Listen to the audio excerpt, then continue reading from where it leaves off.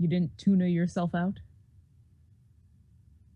That might have been the worst thing that I've ever said. That is, and I think that's a great beginning to... Hi, I'm Jonathan. And I'm Lauren. And we are Glib Shark. And tonight, the role of Pun Master is being played by Lauren Oboe Crazy Urban. But first, before any other pun damage can be done, we have the before mentioned lovely, the talented, the punnerific Oboe Crazy here to do a little something we call This Week in Geek. How are you, Lauren? I've now learned my lesson, and I will not be talking to my husband before. I figured you were just off doing your own thing, and I'm like, all right, I'll just chat with Luke until I get the okay. And I got the okay on a pun. I am deeply ashamed, and I am now bowing deeply in my sorrow. We are about to be joined by I would call him the pun master to your pun Padawan. Jenga? The pun and only. Okay.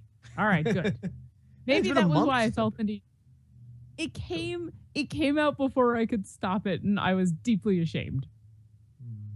Yeah, and you weren't. Shame is the wrong emotion. You should be feeling pride. Puns are great. It's wordplay. No, I don't want to go down the dark side. That path leads to despair and evil. Can we talk about other things that lead to despair and evil if we're going to do This Week in Geek? Sure, we're all ears. All right, so Disney has decided that they don't want to do games anymore. Done. Out. Disney is putting an end to their Disney Infinity toy game line and discontinuing their self-published console gaming business. After June, Infinity will stop getting updates, and thus Disney will be out of console games. Now, they'll still go ahead and license out their properties, which are numerous. So we're still going to see all kinds of games that include all of the Marvel, Star Wars, Disney, Pixar, all that kind of stuff. We're going to see those characters continue to be everywhere. But as far as actual Disney, not anymore. Disney also shut down Avalanche Software, which is the Utah-based studio responsible for Infinity. Sadly, that does mean about 300 people will be out of work. And Disney put out a statement saying, oh, I really want to do a Mickey Mouse voice. This was a difficult decision that we do not take lightly, given the quality of Disney Infinity and the many passionate fans. That was the worst Mickey Mouse ever of all time. So who knows whether this is a good thing or a bad thing? It's certainly sad for these people who have lost their jobs, but video games were always something that Disney kind of dabbled in, and so maybe it's for the best that those properties will now be handled by companies who understand console gaming a little bit more than they ever did. I have no segues here. I just have three things that I really wanted to talk about. One of them being that semi-serious story. Another being Canada. So every election cycle, it seems that one side or the other threatens to move to our lovely neighbor up north if they don't get their way.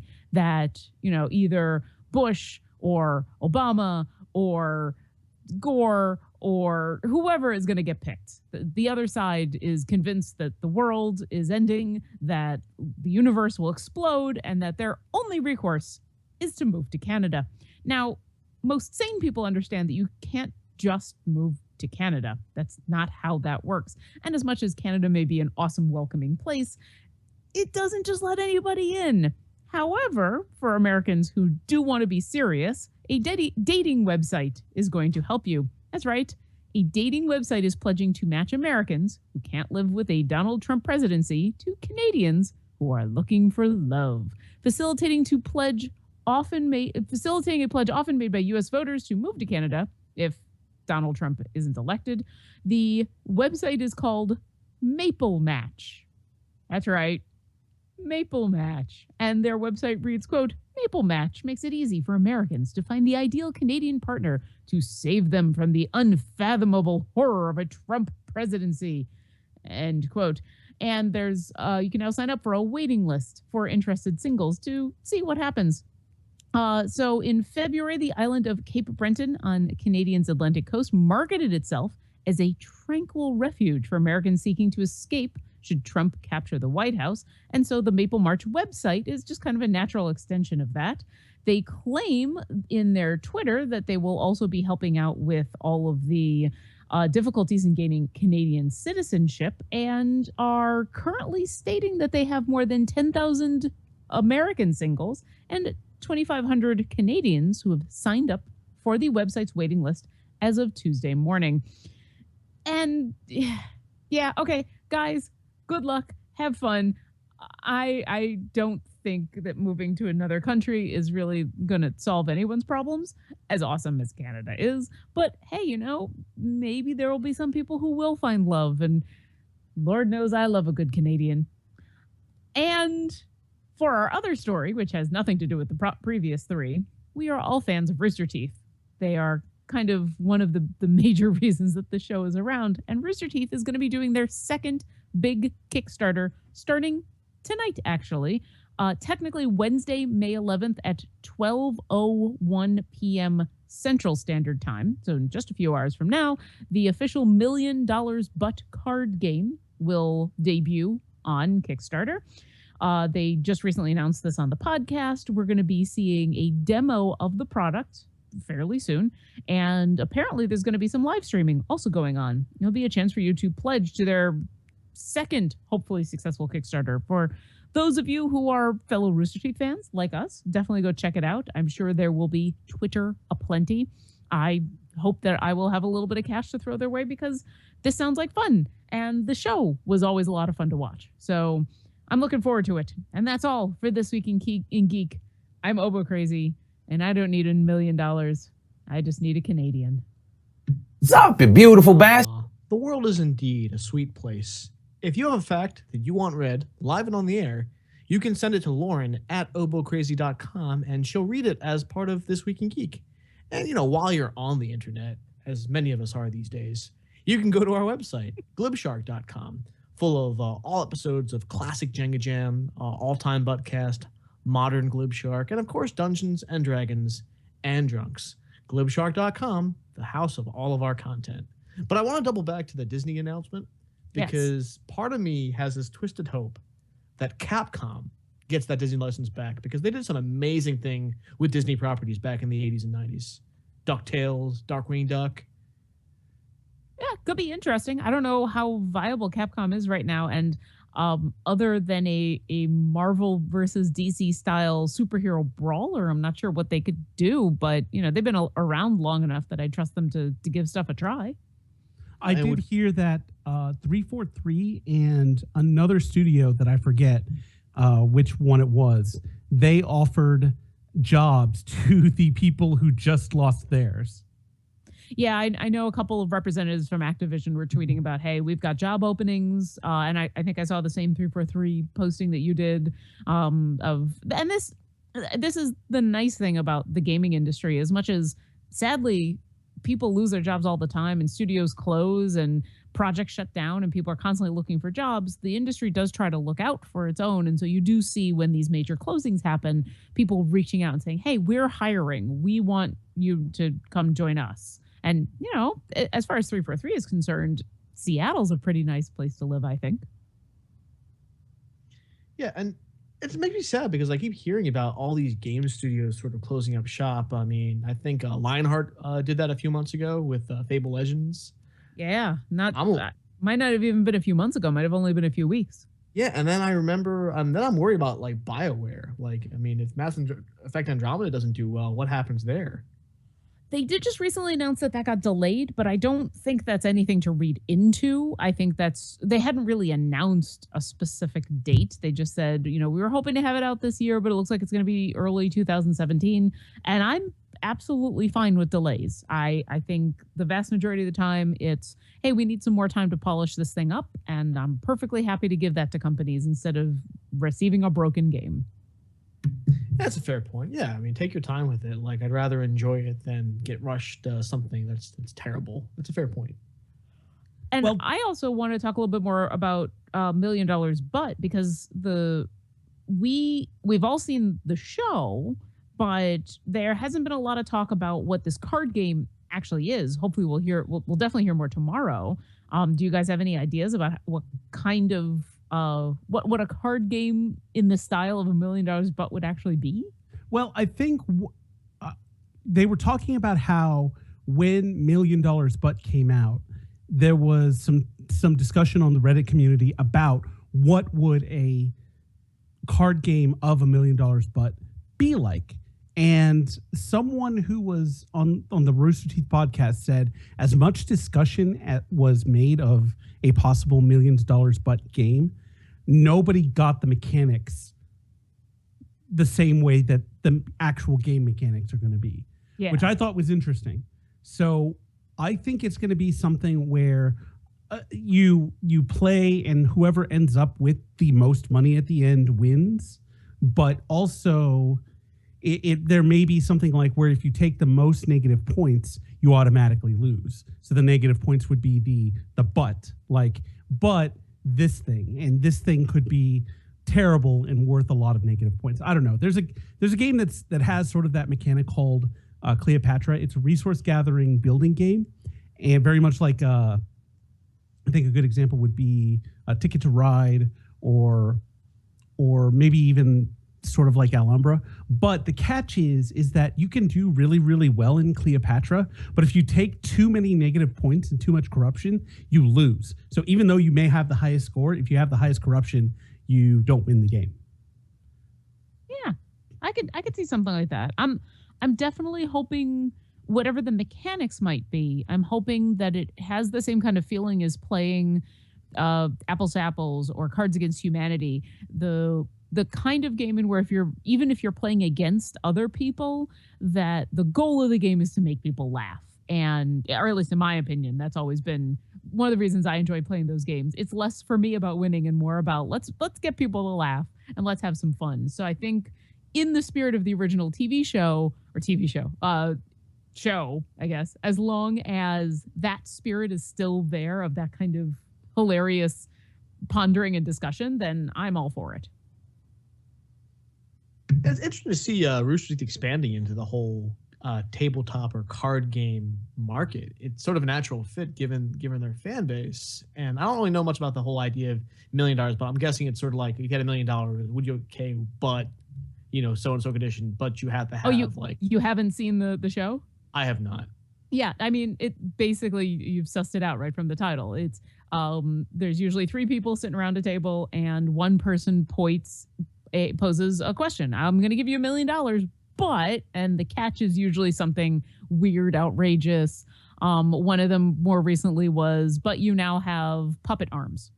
One of the more funny ones with Barbara that I always enjoyed was, but every year on your birthday, you are transported back to the moment that your parents conceived you, and you have to watch.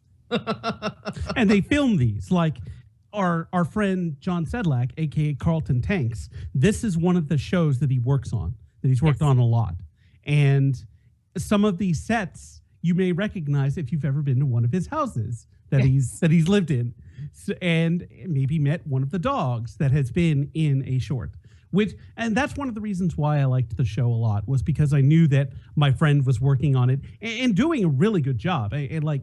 The production quality when they do the ridiculous things is pretty good, especially the puppet arms, like Obo mentioned. That one was really fun. Yeah. They also, when they film them, it's half, these 3 people sitting around just kind of discussing the ramifications of whatever the butt is. And then they do, as Jonathan said, they actually film the scenarios that are put out by these people because of the butt. And they're filmed in the same way that like the Drunk History is filmed, in where if dialogue is mentioned, it's the actors just mime along the dialogue to whoever's talking. And so it has a very frivolous kind of feel to it. It's very funny. And the discussions that you get out of some of the butts are always interesting. The other one that I always really liked is you get $1 million, but every time you see a birthday cake, you have to start to eat it. And that was the one that Bernie was acting in as the person who would see the birthday cake, and just watching him over and over again have to basically just chug down birthday cake, when at the time I'm pretty sure he was doing his best to work out all over the place to get ready for the Amazing Race. I always thought that was fairly ironic and funny. But yes, I'm looking forward to that. Also, as long as we're talking about Rooster Teeth for a little bit more, the latest season of Red versus Blue started up just a couple of days ago, and is a departure from previous seasons in that it's an anthology series. And I need your help. Have you guys seen the first episode? I have, yes. I haven't seen it yet. Okay. So this might not be a spoiler to you anyway, Jenga, because what I'm going to ask is for the vast majority of the episode, except for the very end, the animation that we're seeing is I clearly remember a test animation that was that was shown at some event or so, that they showed kind of as, hey, we were testing this out. And we were hoping to do this thing and it fell through. And here's the animation. Do you remember where we saw that? I don't think it was the very first PAX East. Maybe. Yeah, I think it was. Because I know I saw it with you guys. And that's one of the, up until RTX, which I know we didn't see it at, that first PAX East was where we all hung out. So I am inclined to agree with Jack.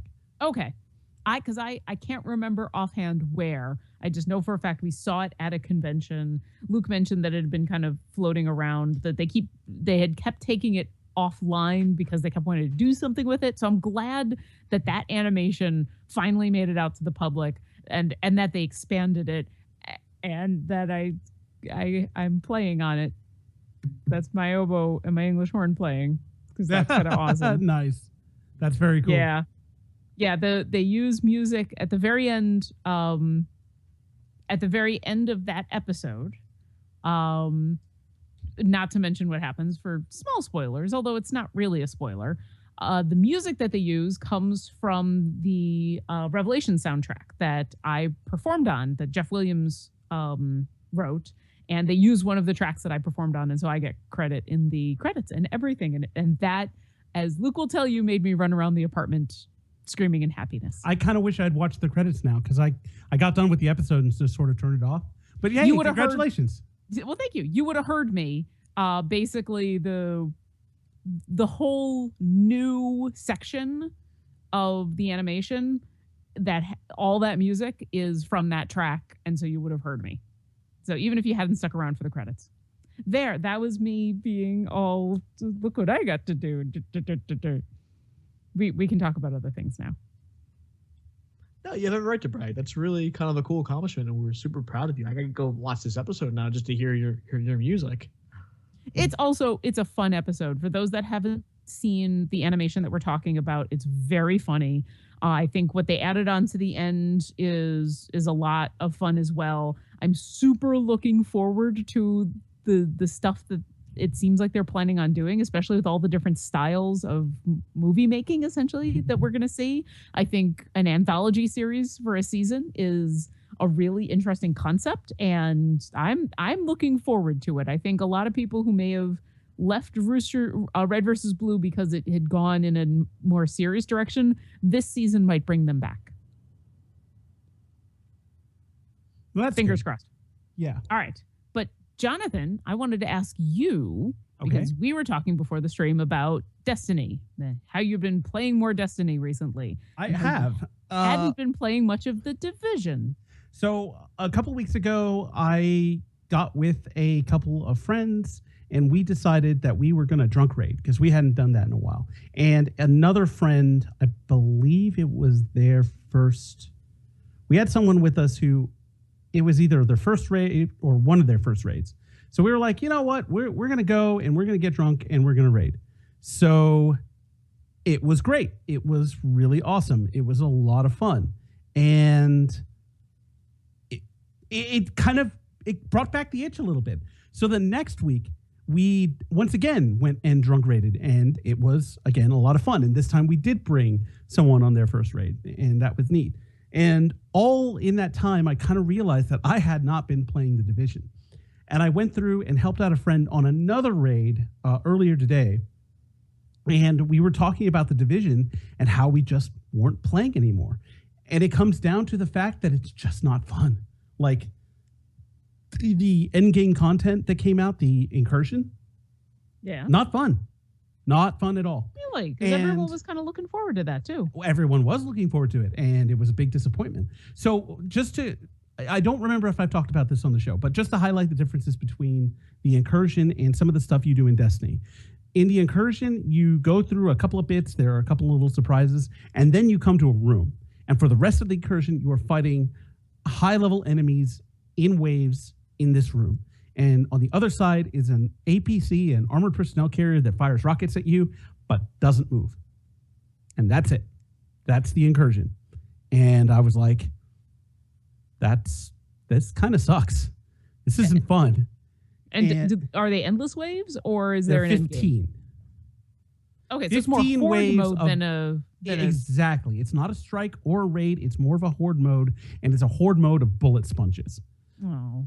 And it was just like, this is just not good. And so playing Destiny to kind of contrast that, it's kind of gotten the stuff back in me. Even doing like the new Prison of Elders and stuff is way more interesting than doing the incursion in the Division. It also, like, one of the things I liked doing in the Division was just kind of wandering around the Dark Zone on my own. Even though I know I've talked a lot about how that isn't a good idea, it was still something I could do. It was kind of like mindless farming, but it was a bit more exciting.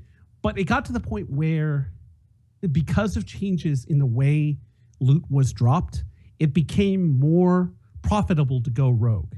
And so I found myself getting picked off more and getting chased more, whereas before, like if I ran into a group that was up to no good, I could usually evade them. This time they were a lot more aggressive.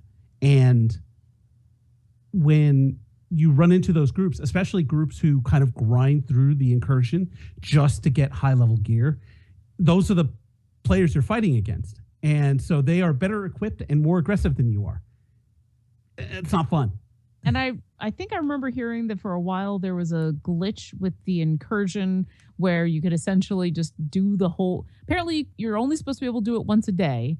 And then there's only certain loot drops. But players had found an exploit that let them do it multiple times a day and basically not even really have to play it. Like they just phase through a wall, I think I heard. Yeah, we don't need to spend much time with it because I'm frankly done with the game. So yes, there was an exploit. It allowed people to power farm the incursion and get lots of good stuff. The problem is that went on for so long that what the developer does, it's not really significant at this point for me because I'm not going back. There's other more interesting stuff on the horizon. Yeah. But anyway, so that's sort of how my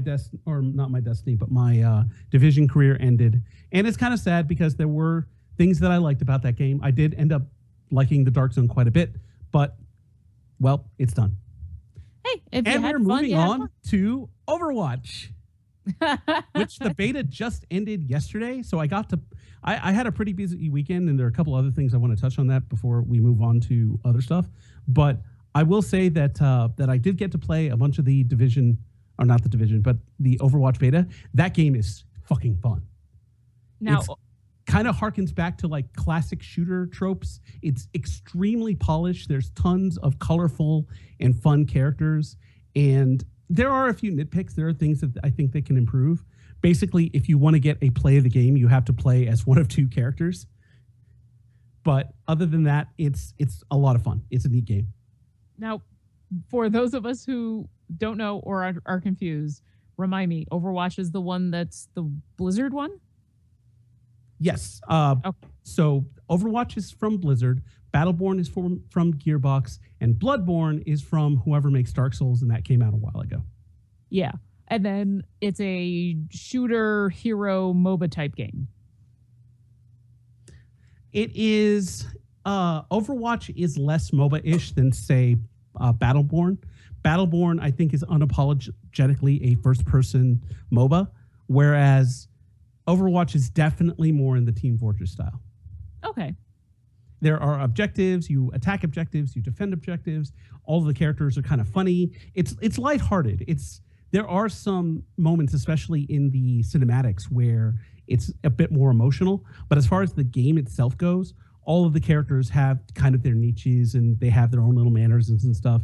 And it's a lot of fun. Now, was the beta that I'm assuming that was just multiplayer? it was multiplayer. I don't know that there's going to be a single player campaign for Overwatch. There might be in the scope of training missions or some such. I'm not sure how they're going to work, like flesh out the story for it, because there is some backstory to what's going on, a lot more than say Team Fortress, where the backstory is it's sort of like contained in each character, and you kind of have to watch each character's meet the short to get. Mm-hmm. But in Overwatch, the story, I think, is a bit more rich, especially as far as where all the characters come from. And you can see it. You kind of get the story through what they say, their mannerisms, and all that. And I'm not sure what the game itself is going to do to kind of expand on the stories. Because the cinematics that they've released for Overwatch, Recall, the one where like Tracer and Winston are fighting in a museum, and then the Alive short, which is probably my favorite. All of those kind of expand on the characters of Widowmaker, Tracer, Winston, and not so much on Reaper, but a little bit. He shows up in one.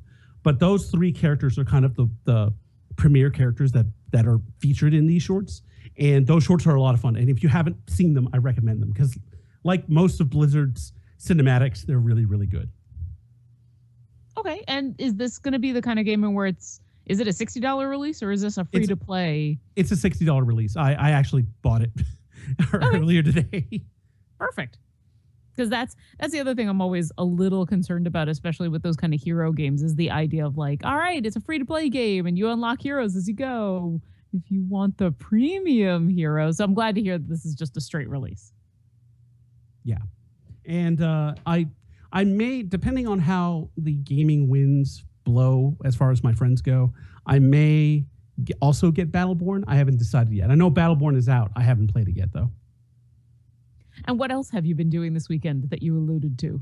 I became a certified Patty's open water scuba diver. Yay! Nice. Yeah, I got my official certification via email yesterday. And I'm really, really happy. I'm actually going in. My instructor offered to let me, because she knows I have a trip coming up, offered to let me get in a little more pool and open water time. So I'm going to be taking advantage of that. So like tomorrow night, I'm going back to the pool for a little bit more work. And then Sunday, I'm going out there to the lake again to hang out with the class and get a couple more dives in. So did we ever talk about what is it specifically this trip that you are taking that got you into scuba-ing? Was there some other event? What prompted you to say, I want to learn how to scuba? Like most of my hobbies, it came around because my friends are doing it. And I know a bunch of my friends had gone to a trip to Curacao last year that I was invited to, but I didn't go because I was out of vacation and I didn't dive. So I felt like, I could go with you guys, but I really don't dive. So I was encouraged to go and get my scuba certification so I could go on these trips. And this is going to be the first of hopefully many. And it's going to be something else I can do when I do go on cruises with my wife. I can now say, hey, I want to go on one of these scuba excursions. I almost said incursion. Oh, no, you actually said excursions. Excursion. It is sort of it's a peaceful incursion. It's about looking to conquer anything. Whether you are incursion or excursion is just a matter of what side you're on. If you are a fish, then you're being incurred. Yeah, exactly. Excurred, yeah. All right. Well, cool. I have a timer for 15 minutes. And Jack, I don't know if you caught this, but we're planning to spend 15 minutes on Cap spoilers and then 15 minutes on Game of Thrones spoilers. Fine by me. All right.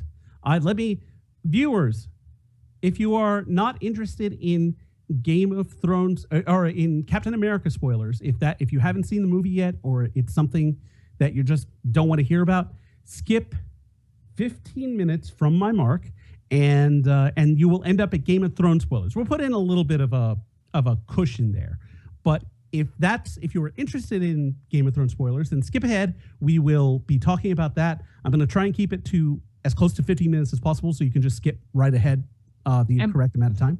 And just to be clear, we're talking Captain America: Civil War. Captain America: Civil War, the movie that just came out and broke a bunch of records and stuff. So, engaging spoiler images. Oh wait, hold on. I have to actually add the things. 1 second. That's why I said 15 minutes from my mark. Versus, Magical Live Radio, folks. Hey. It's all right. Cushions are good. I'm excited. I am too. Here's the non-spoiler part of us talking about Civil War. I thought it was awesome, and you should definitely go see it. I want to say this, which I think is non-spoiler. I think it breaks the streak of, you know how when you add more characters or more heroes into a superhero movie, it tends to suck more. This one, I think, breaks that streak. I think they did a really good job of balancing the screen presence and giving everyone a little something that you can like about the individual characters. So I don't think anyone really got short-shrifted in this one. And for that alone, it's a huge accomplishment. Overall, entertaining movie. I would put it just a half step below Winter Soldier in terms of the Captain America series, but fantastic film, well worth your money. Okay, so spoiler for those of you who won't be joining us, who won't be going any further, thank you so much for joining us for a little bit of talk. And at this point, it's spoiler time, and we'll see you next week. Bye. Bye. Okay. Now, Jenk, Yeah. I totally agree with you, but I want to say it was definitely a Captain America movie. Most definitely. He was at the center of it, really more specifically the bromance between Cap and Bucky and his failed bromance with Iron Man. Okay, and then Iron Man, and then a little bit of Falcon, and then everybody else is below, but everybody got to participate in that awesome fight sequence, which was awesome. Yeah. I have to disagree. I think this was an Avengers movie masquerading as a Captain America movie. And I think a lot of people had been saying that before the movie came out. Like, oh, this is a Captain movie. It's an Avengers movie. And I was just kind of like, you guys are assholes. It's going to be a Cap movie. And having seen it, nope, definitely an Avengers movie in Cap pajamas. I kind of felt the same way for a little bit, but the more I thought about it, and then between thinking about it, and then also I heard a movie reviewer who talked about this movie and said, you have to understand that at this point in the story of these characters, Captain America, these are the people he hangs out with, and he lives at the Avengers compound, and this is what he does. And so it makes sense for a Captain America movie that is focused on him to still have, he hangs out with these people. These are his friends. These are his, the people he's going to butt heads with. And while you make a point, I think it still is definitely a Captain America movie for the simple fact of the matter that the whole plot revolves around him and Bucky. And unlike the other Avengers movies, where maybe one or two characters had a more prominent role, but it was kind of a team effort. And, if you had taken Captain America out of this movie, you can't replace him with someone else. The plot doesn't survive the removal of him and Bucky Barnes. I really liked it. I think it's significantly less focused than Winter Soldier. And yes. A lot of people who are like, oh my God, this is the best comic movie ever, or are like, oh, each Captain America movie keeps getting better and better. I strongly disagree with that. I think objectively, Winter Soldier was a much better movie than Civil War. That said, I did enjoy Civil War quite a bit. And I think that the best part about Civil War was Spider-Man. I think we finally have the best cinematic version of Spider-Man in the 15, 20 minutes he was in this movie. Yeah. Thanks, Kevin Feige, for delivering us the Spider-Man that fandom deserves. It made for sort of a weird tonal shift when you went from, oh, we have to help Bucky and he's murdered all these people, to fun airport fight with quips and pulled punches and nobody really dying, except for Rhodey getting seriously injured, but nobody dying. That was a little strange, like shifting to fun Avengers fighting stuff to horrible, wow, I really don't like you anymore because you knew that that this person murdered my parents and didn't tell me. That was a little bit strange, but we still got awesome Spider-Man bits. We got an awesome fight, and the movie wasn't terrible. It just, Winter Soldier did a better job of kind of telling that story, the Bucky and Cap story.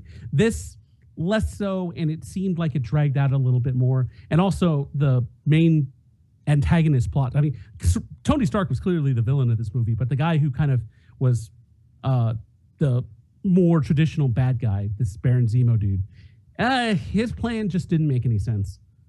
His plan hinged a lot on that weird nebulous, I am the evil mastermind and I'm going to stay 10 steps ahead of what I know that the heroes are going to do at all times. And definitely it worked for me up until the very end moment when Stark turns to Cap when he's found out that Bucky is the one that's killed his parents and asks Cap if he knew. And Cap says yes, eventually says that he thinks so. He thinks he knew that, yes. And then he, but he didn't want to tell him. And Luke and I on the way home were both like, wait, when did Cap know this? When did he find out? I was actually talking to another friend of ours who was like, this point bugged me. And so I messaged him. I'm like, what was it that bugged you? Because he didn't say because it was in an open channel. But he was like, it was when did Cap find out? And I'm like, I know. So I had gone to the bathroom right before the airport fight. And so when this exchange with Cap and Tony Stark is going on, and he's like, did you know? He said, yes. I'm like, did I miss that? Was that while I was in the bathroom? No. Yeah. It's in Civil War. So Luke actually looked it up because it bothered the both of us. We practiced. It's in Winter Soldier. And it's not even really that explicit. In Winter Soldier, when they're... when Cap and Black Widow go down to talk to the scientist who's put his brain into a computer. Oh, Zola. Oh, it was when he was like, accidents will happen. And they show Howard Stark getting X'd off or something. Yes. And they indicate that it was the Winter Soldier that did it, but it's very quick and it's not explicit. So it's a little tiny thing from a previous movie that both of us were like, wait, what? I was ready to no prize this thing. I missed that part too. I had just assumed that, Cap's been trying to find the Winter Soldier for 2 years at this point. And in that process, he must have come across all kinds of information. And I was just ready to give myself a no prize from Stan Lee. But no, it's actually in a movie. So it makes sense now. It here's sucks the thing that about that. The crux of this movie had to hinge on something that was a tiny little bit of a other movie that happened years and years and years ago. And it had to be, I feel like that part was predictable. From the second I first saw that Lincoln Town Car, I knew that it was Stark's parents. It was obvious to me. My wife couldn't tell, but I'm like, no, it's Tony Stark's parents. And when they showed the date and then what happened, I'm like, that's right around the timeline when I think they got killed. So I was pretty confident as well that was them. Yeah, 91. And man, look at that CGI they did to make that was Tony Stark look like basically Ferris Bueller. That was creepy. That was really cool because was cool but creepy. That was what was it? Sweet 16 or no 16 Candles. I'm sorry. That was 16 Candles. Robert Downey Jr., which was really good. I know they used that technology in Ant-Man to de-age Michael Douglas, and that was really good as well. There was one part where, and it's when faux Robert Downey Jr. is sort of staring at the camera, it goes a bit uncanny valley. But when he's just talking and just kind of moving around and just talking, it looked really good. Yeah. It was a fantastic special effect. Yeah, I know we're running out of time. I want to say this. A lot of these are really good critiques of this movie. I enjoyed it a lot. The plot of this movie is only very lightly taken from the original Civil War comic. And I'll say this, the original comic, Tony Stark is a complete and utter asshole bad guy. And once he lays down his within the first couple of pages of the comic and where you go, okay, yeah, he's kind of got a little bit of a point, he immediately goes and is just irredeemable and does horrible things. The fact that cloning Thor, I'm glad they didn't do that this time. Cloning Thor, releasing all these bad guys from the prison to be new Avengers, or putting the heroes in the secret 42 prison. This is actually a better story than the Civil War comic. I'm gonna give it credit for that. This story, not only did they do a better job of presenting the Iron Man side of the argument, they actually managed to show flaws in the Captain America argument. So there were a couple of times, as much as I stand behind Cap, there were a few times where I'm like, yeah, Cap, don't do it. Yeah. And where it actually, I could see the Stark side of things. And that impressed the hell out of me, that they were able to take that nugget of a story and actually make it make more sense. Yeah, that's actually something, as someone who is not as familiar with the Civil War comic book, now that that's being discussed in the light you're bringing it in, that is actually to the movie's credit. I still, despite that, I think, like I said, I am, and I've talked about this before, I'm a fan of laser focus. It's one of the reasons why the Lord of the Rings theatrical cuts are way better than anything else Lord of the Rings related, because they get to the point, they stay on task for the most part, and they get it done. And Winter Soldier did a better job of that. And that's one of the reasons why this movie for me kind of goes straight into the B tier as far as the Marvel cinematic universe. That's still not a bad place to be. You're with the original Iron Man. You're with Age of Ultron. It was a fun movie. It was definitely a fun ride. That was poor Rhodey. Oh, poor Rhodey. That was there was one point where all the black people were chasing each other. You had War Machine being chased by Falcon, who's being chased by the Black Panther, who is another standout from that movie. The Black Panther was amazing and very, very cool. And this is how you introduce, I'll say this, for both Black Panther and for Spider-Man, although I think Black Panther, they did it better. They introduced both of those characters who have never appeared in any other Marvel property in the perfect way, in where, no, they didn't have to go into everybody's backstory. They didn't have to explain very much of anything. The little things you needed to know were told to you very expediently. And then they were just there and they were being superheroes and it was perfect. And we didn't have to, like, I know we're getting a Black Panther movie and I know we're getting a Spider-Man movie, but we didn't need to see their origin stories in order to enjoy them in this movie. And I thought that was perfect. This is the first time in, like, I don't know, 5 Spider-Man movies, 6 Spider-Man movies where he does not mention either Uncle Ben or great power and great responsibility. I was ready for my eyes to roll when Tony Stark was asking him why he does what he does. I'm like, oh, here comes the responsibility speech. He's like, no, we don't get that. And that's actually really refreshing. Yeah. And hot Aunt May. Yay, hot Aunt May. Hot Aunt May. Aunt May. My wife doesn't like that Marissa Tomei is playing. It's like, isn't Aunt May supposed to be old ladies? Like, well, they've already done that like for 5 straight movies. Let's do something a little different. Aunt May has been getting progressively hotter as hashtag Aunt MILF. Hot Aunt May. I did like that line from Stark that I figured was not actually from Stark, but was actually from Robert Downey Jr. You're suspiciously hot aunt. Yeah. Also, hey, Hawkeye, why aren't you out doing, playing rounds of golf? I thought you were retired. Yeah, well, I played 19 rounds and I 18 holes, got 18, scored 18, kind of done with it. Yeah. That was perfect. That made me so happy. That whole fight, I think, taken by itself, that airport fight was just amazing. Was so much fun to watch, and I was super gratified to see that for all that the teasers and the trailers had given away, they didn't give away some of the best parts of that fight. Like the attack of the 50-foot Ant-Man. Yes! That was badass. Does anybody have any orange slices? That was Ant-Man was another one that I think, having seen Ant-Man, you would have appreciated some of Scott Lang's lines a little bit more, but you didn't have to see Ant-Man in order to just appreciate him having a lot of fun. He was just fanboying it up. Yeah, it was funny. He did have a couple lines in there that, like, if you hadn't seen Ant-Man, you'd be like, why is he talking about knowing what it's like to be in prison? But hey, whatever. And it's like, oh, Pim's right, you are a jerk. Your Starks are no good. So does this mean at the end of the movie, since we got to wrap this up, so at the end of the movie, does this indicate that the secret Avengers have happened and that they're all hanging out in Wakanda?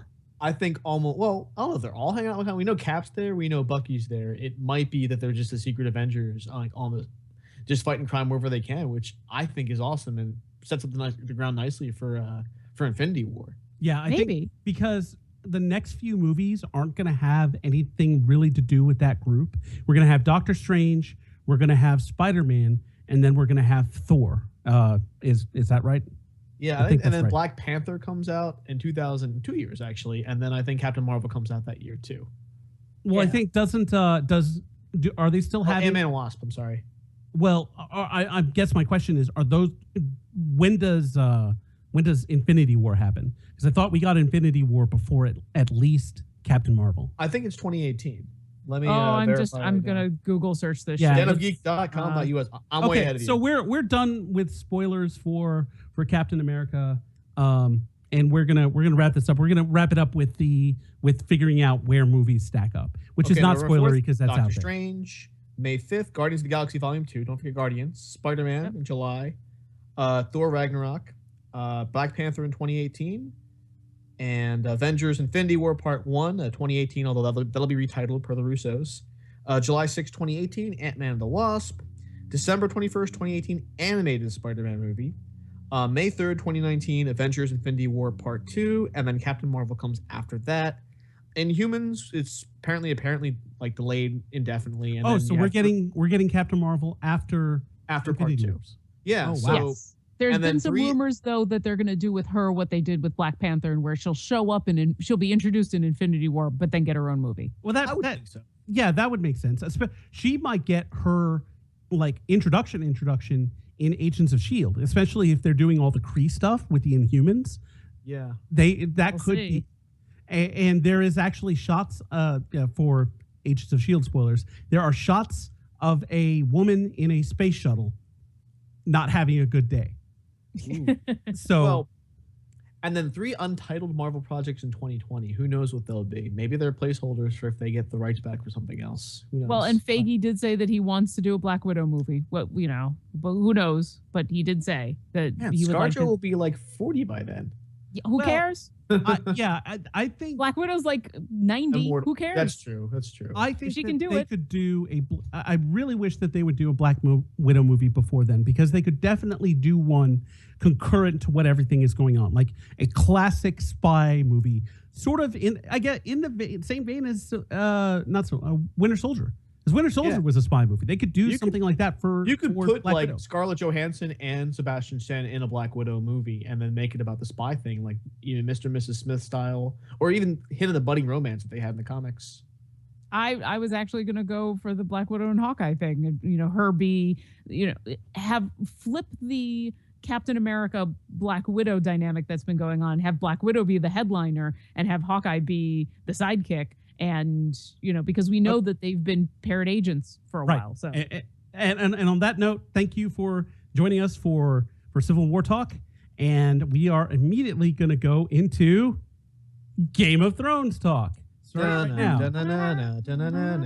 Yeah, of course we have to. Of course we have to. All right. So this week, episode 3 of season 6. You got your Tower of Joy. We got our Tower of Joy. Half of it. I have some nitpicks, some tiny, insignificant little nitpicks, and I'm definitely putting nose to bridge of glasses for this part. There were only 3 Kingsguard, or there were 3 Kingsguard in the books at the Tower of Joy. In the show, we only got 2. And I don't know who they were missing because the only one they named was Sir Arthur Dayne. But he wasn't wielding a greatsword. In the books, he was wielding a greatsword called Dawn that was made of star metal. And also in the books, Ned Stark has a Valyrian steel greatsword called Ice, which I presumed he used during Robert's Rebellion. I mean, maybe he didn't, but if I had a Valyrian steel weapon, I would definitely use it when my life depended on it. Yeah. That I think might be a more significant thing to question. I think the broadsword into dual wielding swords may have just been either an artistic choice, or maybe they just got this awesome stunt double guy, or who could do that, and they needed to show that he was a badass, and that was the way. But yeah, him not having his sword is definitely more interesting.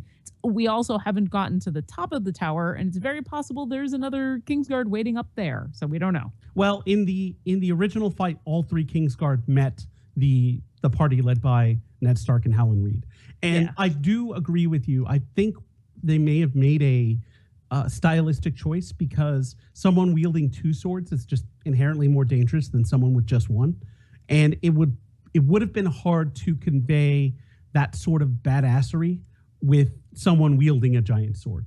So yeah. I that just may have been harder to do. And this is not only easier, but quote unquote looks better. So that's probably the reason. Someone did point out that the longsword that Ned did use in that fight is the same one that was used in the first season of Game of Thrones. It's the same sword, Oh, which okay. I thought was a neat bit of continuity. Okay, that's good to know.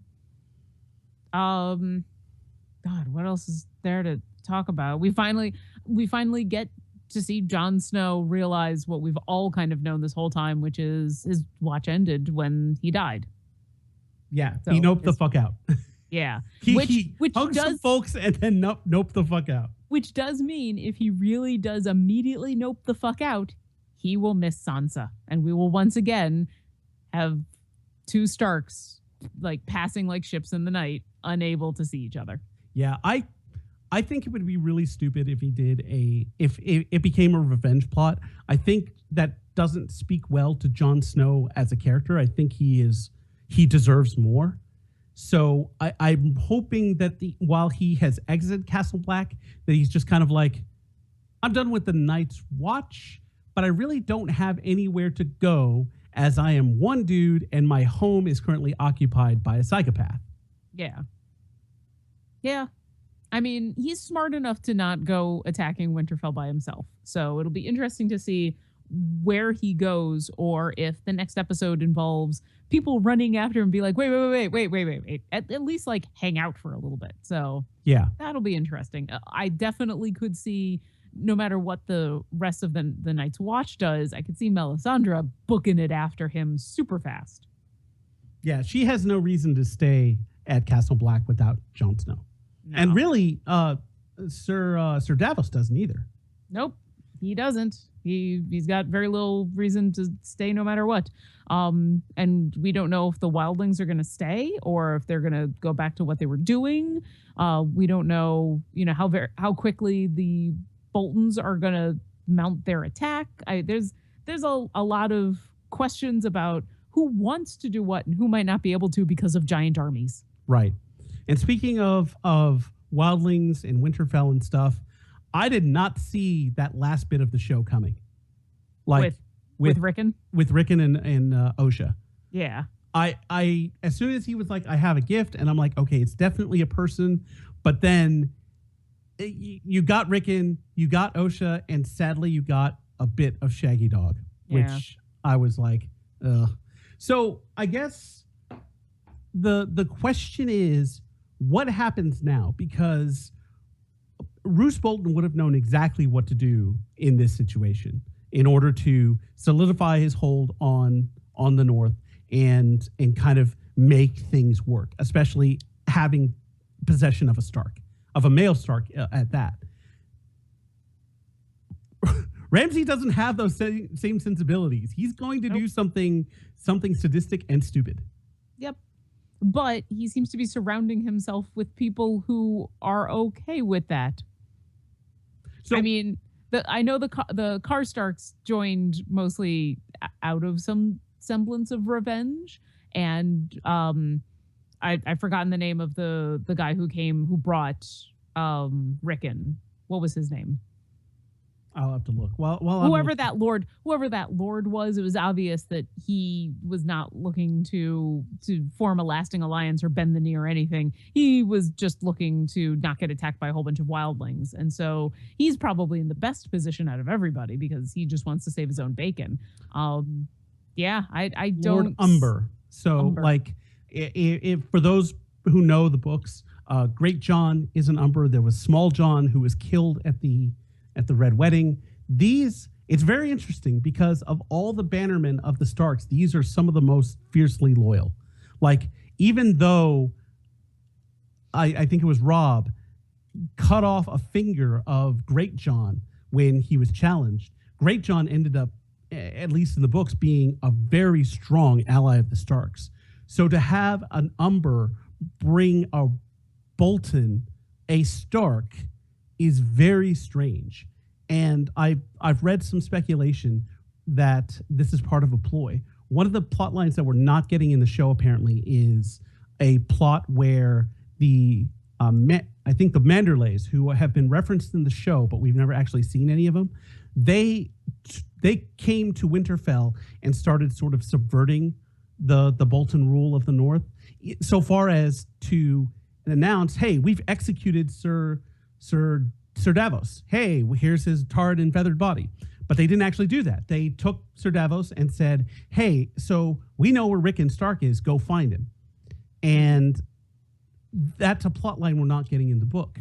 I'm wondering if this is part of a modified version of that plot line where Umber is actually protecting Rickon Stark because he has found him and now is going to manipulate the situation since there is now a Stark in Winterfell.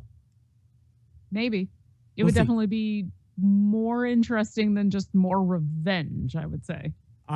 Absolutely. And the writers of this show have proven to be about the equal to George R.R. Martin as far as bringing us a story, as helping this story along, make it compelling and interesting. So I'm totally with you in that this would be really lame to be just another revenge plot.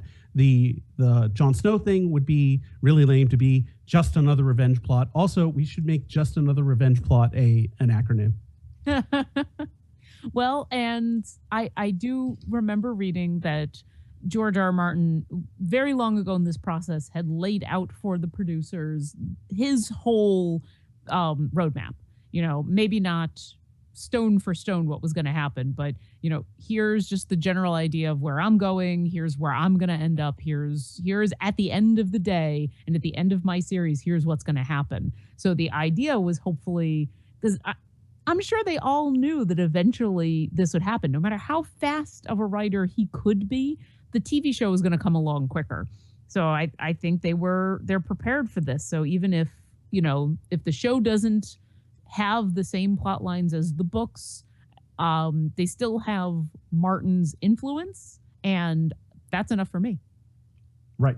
What else? We had more Jack, Arya what do you getting think of trained. what's going on? Oh yeah. Game of Thrones? Yeah. I'm about 5 seasons behind. I don't really watch. Poor Jaga's been spoiled this whole time. That's fine. I mean, like, it's been this long. I probably could have caught up by now if I needed to. And I've heard all the major story beats and stuff like that. It's everyone watches that I know, and everyone's surprised that I don't watch. And I don't know if there's any real reason for it other than just I haven't really made the time to be able to watch it yet. Listen, everyone's got shows or movies or whatever that they are, you know, told you should really watch this. This is excellent, you know, or I'm in a circle of friends who all watch these shows and you don't have the impetus to do it. And that's okay. You know, I have plenty of shows that I know I should watch because I know everybody around me loves them, but I just have no interest in it. And honestly, I haven't even finished Daredevil season 2 yet. So I need to get on that. I'm about halfway through though. Yeah, I haven't done any Daredevil. Any at all?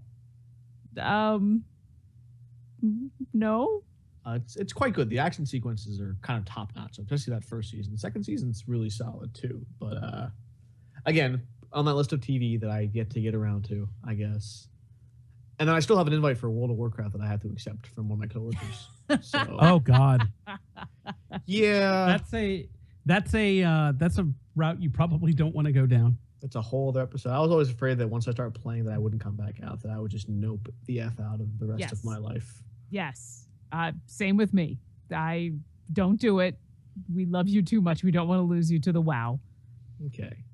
Well, I have a wife to pull me out at least. Like there's a rope tethering me to the outside world, and a dog, if nothing else, that can pull the wire out of my laptop. But I think, and one of the reasons why I never got into WoW is because it does demand a big commitment. And I don't care what anyone says. There is grinding, there is raiding, and there is other realities to a game like that don't really I'm trying to think of the words what I'm trying to say. It doesn't help if you only play it a little bit of it at a time. A game like Overwatch, you could play for 30, 20 minutes a day and be just fine because it doesn't require any more commitment than what you put in. Like anything that you unlock from Overwatch isn't going to make that big of a difference in the game. It's a skin, it's a spray, it's something. At the end of the day, a level 2 Soldier 76 is just as good as a level 20 Soldier 76. Although the level 20 might look cooler. That's fine.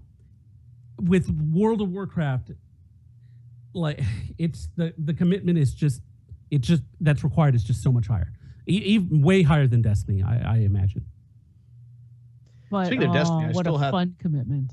I have a new Xbox. They weren't able to save my data, and I haven't made the practice of saving to the cloud yet. Now I'm going to, so I'm thinking my Destiny character is gone. So I might need to. I don't know about that because it's like if you log into Bungie.net, you can probably see your character. Okay, well, I'll check it out. I mean, I haven't played Destiny in months, so one of these days. Yeah, normally with stuff like that, it's account based, so Okay. it doesn't like. I know when I've logged on to my 360, all my characters were there. Oh, okay. Yeah. If you want to play again, don't give up on your character just yet. Gotcha. Not Well, unless we'll you see. want to. I mean, if you don't want to play, that's fine too. Well, I haven't played in months. I mean, it's just like console gaming. It's something I've gotten away from. I feel like once Andromeda comes out, I will probably go back to it hardcore. But for now, it's just I'm kind of happy just doing my mobile gaming here and there. And a little bit of D&D. Of course. Oh, a Well, lot of those of D&D. you who tuned in for 15 minutes of Game of Thrones spoilers, we got it done in 10. Sorry. Well, we passed the savings on to you. Our sound- Definitely send Well- us messages on Twitter if you'd like to talk about this more. Yeah, you can follow us collectively at Glib Shark, him at Road_. Well, hold on. Let's before we do the actual end of show, I did tell people to come back in 15 minutes, and we've got a minute left before those people maybe come back. We're gonna do this extra minute. I will say that getting the Destiny raid itch again has been very nice. I did actually stay home from work sick today, but that just meant that I was home earlier, and I got in half of a pickup raid before I went and did stuff with the Rooster Speak group, which ended up being a lot of fun. And I got good stuff, so my gear is slowly getting better. Wow. Well, if you guys end up playing, let me know. Especially if on like Fridays or whatever, those nights are typically free for me. And Yeah. eventually, it's going to take a month or so, but I will have evenings and weekends again. Yay! Eventually. When I don't have a gig. We'll have to do some drunk Overwatch or Halo or whatever we're playing at that point. Yes. Or even if it's not drunk, even if it's just, I want to play with you guys some more. Our sound producer is Jonathan not Zola. Damn it. Zemo Cerna. I'm a little offended that you compared me to someone whose harebrained plot just lucked into working. You can follow him and his harebrained plots at Road_block, her at Oboe Crazy, and me at Jack Edithil. Our announcer is voice actor Bob Ball, and our theme music is done by Linnea Boyev. And on behalf of Lauren Urban, Jonathan Cerna, and the entire Glib Shark staff, this is Jack Edithil saying good night, good health, and Costanza.